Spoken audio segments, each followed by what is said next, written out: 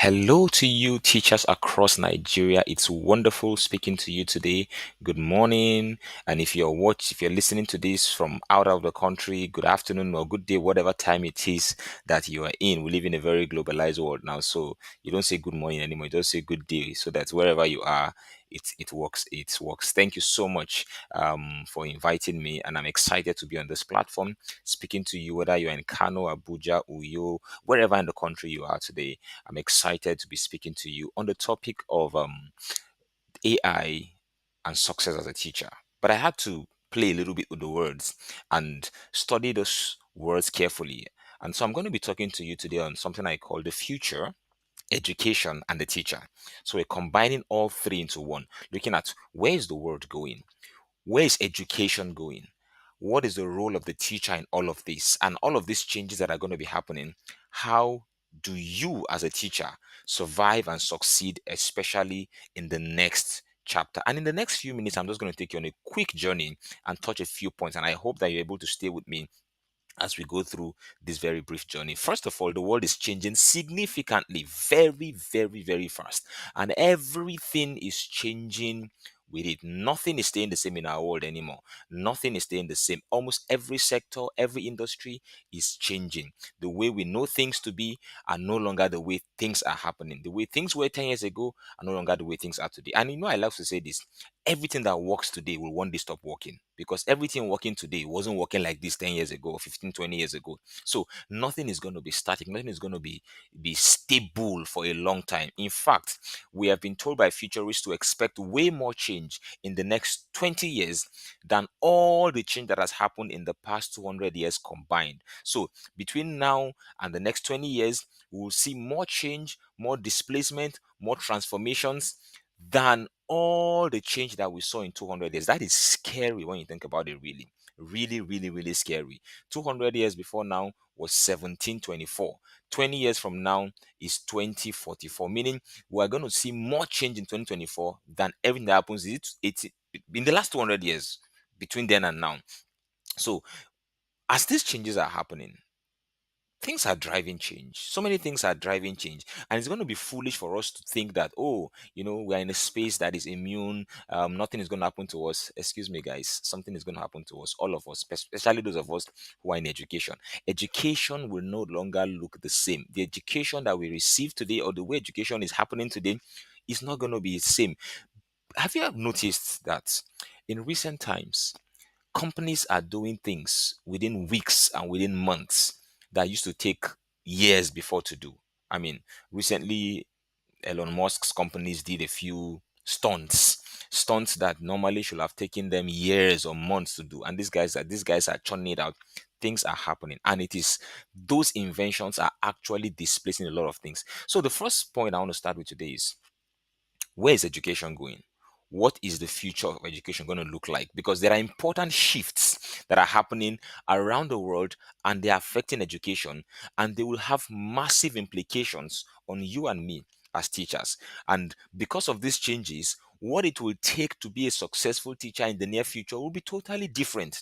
What it takes to succeed in the education space today and what it will take to succeed in 5 or 10 years will be different. And anyone who does not change will be changed. Anyone who does not transform will be replaced. And change is constant. Change is not a bad thing. Change is not evil. Change is natural. It's part of life. It's part of what comes with humanity. I mean, seasons change. God Himself instituted change. But you see, the key to surviving change is three things. Three things. If you're going to survive change, number one is, you need to understand times and seasons. Understand when is the cloud shifting, when are the clouds gathering, when are things happening that are actually signaling that things are transforming. You need to be able to understand and interpret times and seasons. For example, if you're listening to me from Nigeria today, there are times and seasons. The clouds, the economy of Nigeria is giving us a message, it's giving us a signal. Things are there's something, of course, it's not new, but you can tell that things are no longer the same as they used to be now. So number one step is understanding the times. Number two is knowing what you need to do when you say the times. And then number three is having the courage to do it. So you see the clouds gathering outside, you know that rain is about to fall. So you can see the change, you know what's about to happen. The courage to leave whatever you're doing and go inside the house is what is going to save you from being beaten by rain. If you say, oh, where the clouds are gathering, rain is about to fall, but you don't do anything about it, change will catch up with you. So, in the education space, what are some changes that are coming and how do we anticipate them? I'm just going to share with you a few of them. I mean, I don't have all the time and this is not exhaustive, but I'm just going to share with you about 3 or 4 important changes that we should anticipate in the future of education. And number one of them is something I call borderless learning. In the near future, I mean, when I say future, I'm not talking about 20 years ago, I'm talking about even today because the future is already here. We're already living in that future. Education will no longer be confined to borders and boundaries of geography. People from everywhere in the world will need to access knowledge, skill, and learning from anywhere and everywhere in the world. Already, we are seeing this happening. Students live in Canada and they are being taught by teachers in Nigeria. Students live in Nigeria, they are being taught by teachers in the US, they're being taught by teachers in Australia. You can see that learning has gone really, really borderless. So, one of the things we should expect to see more and more in the future is this is going to get even more and more borderless because the boundaries of geography are being knocked off, meaning people will not care where you are as long as you have knowledge and skill to transfer to them, they will be willing to access it from anywhere. That means that you can be anywhere and actually be a teacher who is teaching people anywhere. That is one of the things we should expect. So already, I mean, look at this conference, for example, today. You are probably seated in different parts of the country and we're having a conference together. This is one of the changes that has come. Even events have become borderless now. Almost every event has a physical option and a virtual option. So events are now hybrid. Education is going borderless. So that is one change to expect. Number two change to expect is something I call the customization of learning, meaning that parents and students will want and they will demand the freedom and the liberty to control or determine what they learn or what their children learn. So parents are they no longer want to be told what their children need to learn. They want to say, no, this particular child, I want this child to be good at music, to be good at sports, and to be good at maths. You see that one? I want that one to be good at STEM, robotics, and this. That other one, this one, we're training down to be a footballer, to be in sports. I mean, education is going to become like a shopping cart where people can say, this is the kind of education I want. This is the knowledge that I want. So, because people know what they want, they will determine what they want. They will determine what they learn and how they learn.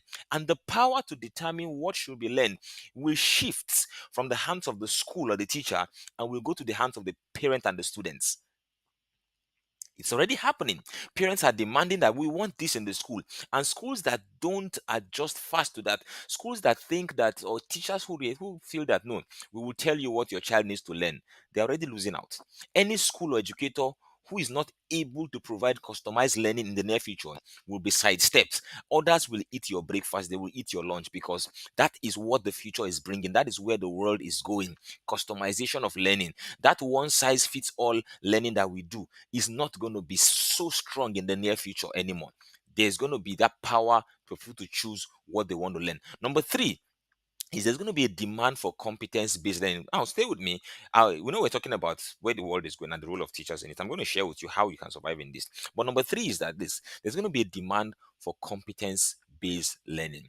Because people are now determining what they want to learn, they're going to be demanding for things that are not in the regular curriculum, in the regular bouquet of education. So people are going to be demanding for odd and strange things that don't seem traditional because this traditional education that we have been doing, guys, where has it brought us to? We have been doing normal education. Where has it brought us to right now? So there's going to be um that demand for competence based learning. People want to learn odd things. So people are going to be saying this child should learn photography, this child should learn fashion, this child should learn comedy, this child should do this and that and that. Everything in the near future will be teachable. People will want to be taught everything. People want to learn everything. And so what is going to be is that everything will become teachable, everything will be learnable. And so people are going to want people who know their onions. See, this thing you are doing, you are good at it. I want my child to learn it. That's something that's going to be in the near future. And then the fourth one, which I'm going to stop here, is what I call the inflow of outsiders. Um, As the world recognizes what they want, as people begin to know exactly what they want to learn, they will need anybody who can give it to them. The title of teacher is no longer going to be sacred. People just want competent people to teach. And so people who are not traditionally educators or teachers will see opportunities in the education space and they will step in. So those of you who are teachers, trained teachers, you have your B.Ed, your M.Ed, your certifications in teaching, and you feel like we own the industry. Let me tell you, outsiders are coming. They will see opportunity, they will see the future. And I say this a lot. I am a software engineer by training, and I transitioned into education. So I tell people I'm a software engineer who has become a teacher. I still practice in tech, but I'm more of a teacher today than even a tech person. And I keep telling people that a time is going to come in this country where teachers who know their onions, teachers who know their game, are going to be paid way higher than bankers, than oil workers. Teachers will earn as probably more than doctors in this country. Don't I'm not It's not prophecy, it's not just like vague this thing. The data shows us that people are beginning to understand the value of education, and they will place value on competence-based learning. And when that begins to happen, you will see regular photographers will become teachers. You will see regular athletes will become teachers. You will see regular tech guys like me becoming teachers. If you stay in the box of I am a teacher, me, I did B.Ed in this, I did social studies education, I will have my NCE, we will come from outside and eat your lunch. And so these changes are happening. These changes are where the future is going. And it becomes obvious that you cannot survive in the new world using old methods. You cannot. You cannot bring a machete to an RPG fight. People are fighting with bazooka and machine guns, and you're bringing knife and machete. You can't survive. You can't bring a motorcycle to a jet fighter competition. We are doing jet race and you're bringing motorcycle. It simply means that what worked for you at some point, it may still be working for you now, but in the near future, it may no longer work. You can't expect to survive in the new world without upskilling and upgrading yourself. So it's like saying you still have a typewriter and you're saying, no, me, I'm a typist, I'm a typist. In the world of computers, you're dead. And one of the singular things today changing the game across sectors, including education, is the concept called artificial intelligence. AI. AI is it's no longer a matter, it's no longer a conversation that we are having. We have passed that stage saying AI is coming. AI is not coming. AI has come, whatever grammar you want to use it. I mean, yeah, I had to use bad English deliberately. So teachers, I know you're already thinking this guy can't speak English, because I can speak small English, at least enough to communicate. But you see, AI is already here. It has come, and some people are scared. Let me share this. A few weeks ago, my company built an AI software for a particular branch of medicine. As of today, it's the first AI, locally built AI that can perform diagnosis in that area of medicine. We've not launched it fully yet, so I'm not going to give details about that. But I made a presentation to the College of Medicine, one of the universities, like our first public presentation, like, oh, see what we built based on this data, bring your test results. So how it works is you go and do this medical test. This medical test is a very specialized medical test that only few doctors in Nigeria can interpret. The whole nation, there's only about one doctor to about 100,000 Nigerians who are specialized in that area, who can interpret that test result. We've taken data, we've built an AI that once you just take that test, plug it in, the AI will actually tell you, interpret the result, and give you a diagnosis. We built that in Nigeria. So AI is not coming, AI has come. People are scared. Oh, will this replace doctors? Will this replace doctors? AI is not going to take your job, but somebody using AI will take your job. One of the biggest scare with artificial intelligence is that now that AI has come, people are going to lose their jobs. Are people losing jobs? Oh yes, people will lose jobs. But let me tell you, more jobs are going to be created using AI than jobs that were lost. It's like the typewriter and the computer. Did the computer take away the typewriter's job? Oh, yes, it did. But the computer created way more jobs than the typewriter ever created. So, yes, typists lost their job. But think of how many industries have been born because the computer came. Graphic design did not exist. Computer programming did not exist. Animation, all those things came because the computer came. Those are new industries that were born based on the computer. If we stay stuck with the typewriter and say, oh, we like typing, we like typists, and won't take the computer, we just shortchange ourselves for the possibilities.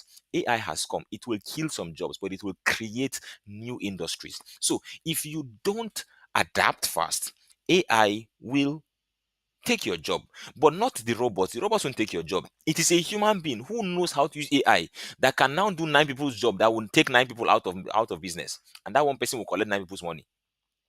Now, for some of you who are new and are thinking, okay, this AI, so what is AI? Let me break it out simple. AI is a short form for artificial intelligence, and it's simply a technology that is able to do things that before now only humans could do. Before now, only humans could drive cars. Today, we've built computer technology that drives cars. That is artificial intelligence. It's called self-driving cars. Don't say it is not coming. It will come. The way telephones, when the cell phones were launched, we thought, hey, it won't get here. It has come here. I keep giving this example. Somebody I know was in San Francisco for an event, and he called an Uber on his phone, and then the Uber taxi came, and there was no driver in the car. It was a self-driving car, and the thing just came. And when I say, "Hey, Toby, your car is here, coming," and the guy said, Why are you calling Toby?" The microphone was speaking from inside the car, talking to him. And it's like, "Me here in this place, like, I'm not entering this car. Village people, no be here and will catch me." But of course, that is the reality today. Cars are being driven without human beings, and it's not just robots. Music recommendations, how is it that when you open YouTube knows what you like?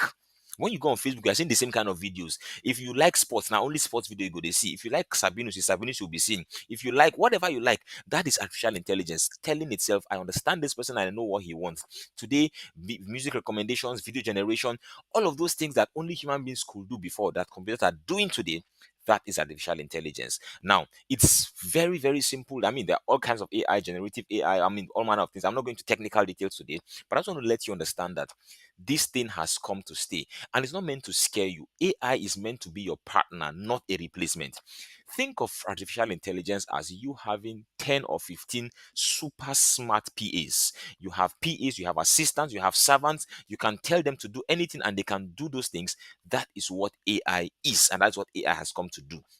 So, if you are not using AI as a teacher, I can tell you for free, somebody will soon replace you. Somebody using it will replace you. You know why?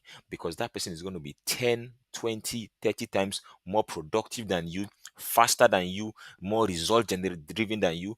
And everybody who sees their results will just know that you are not mates.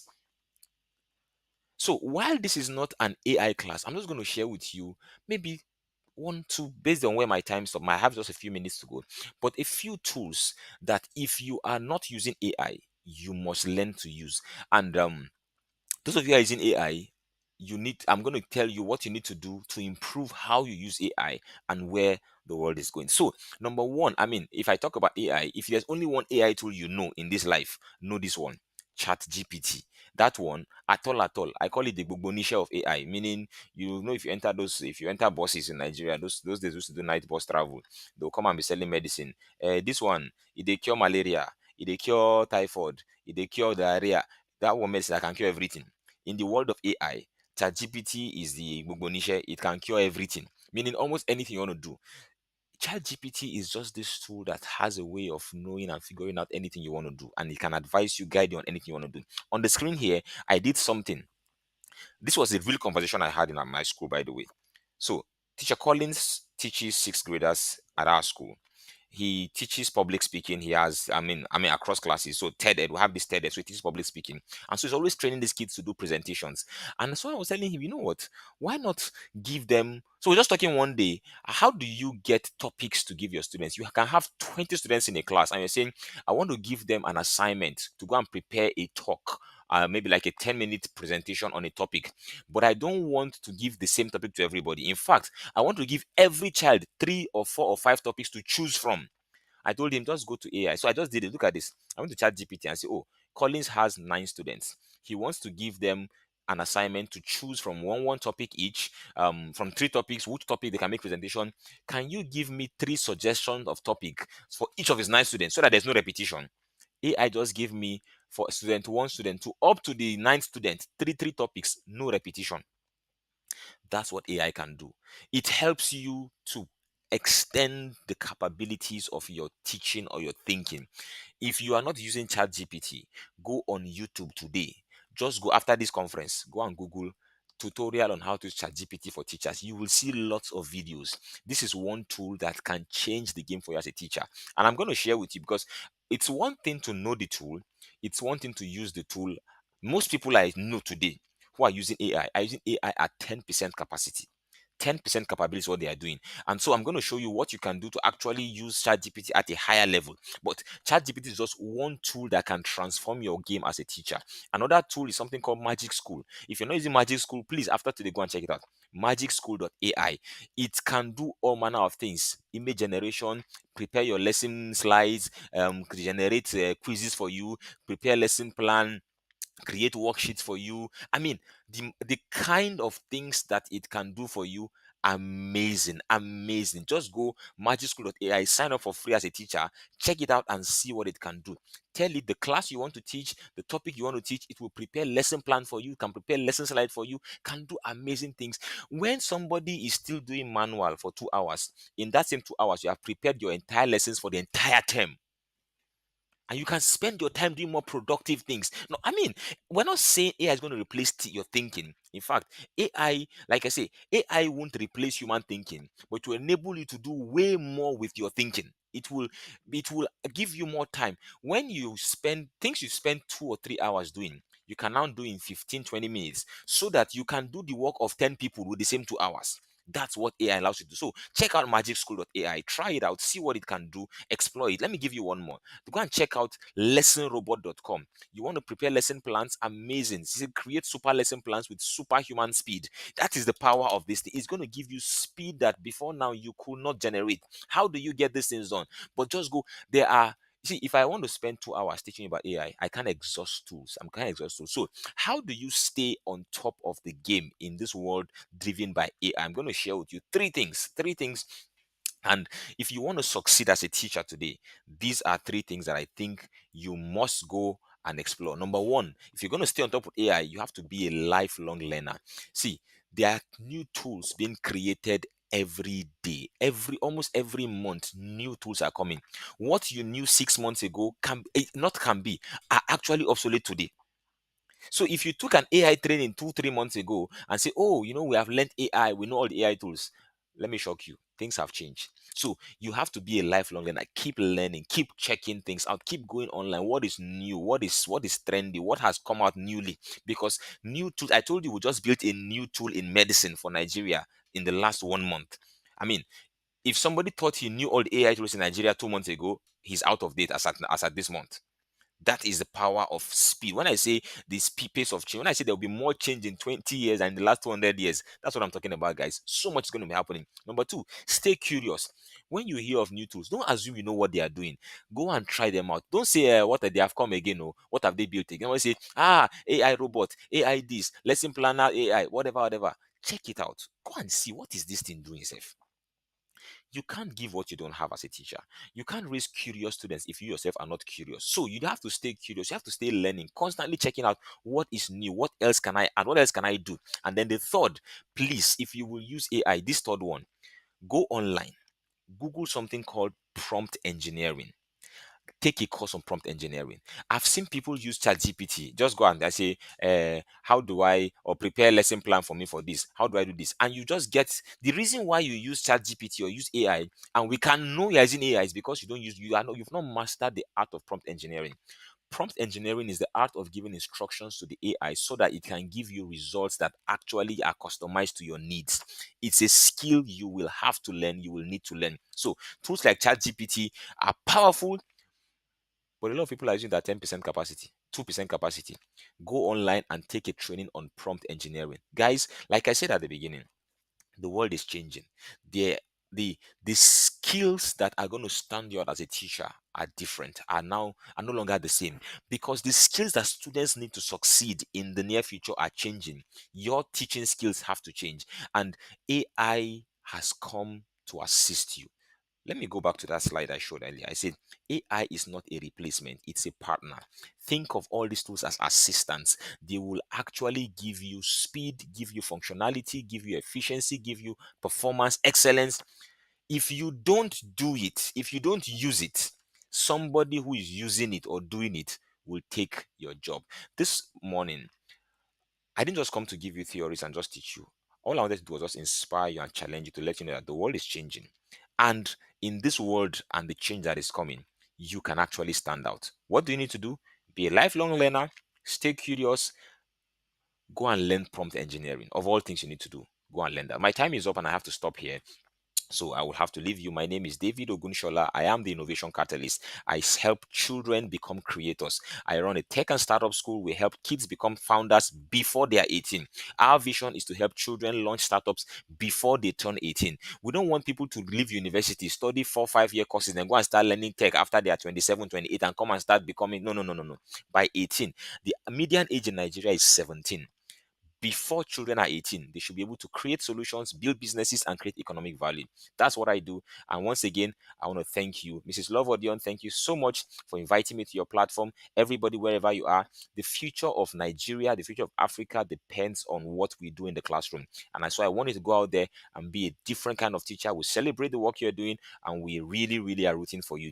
Go out there, acquire the tools, and stand out as a teacher of the future. Thank you so much and have a great day. God bless you all.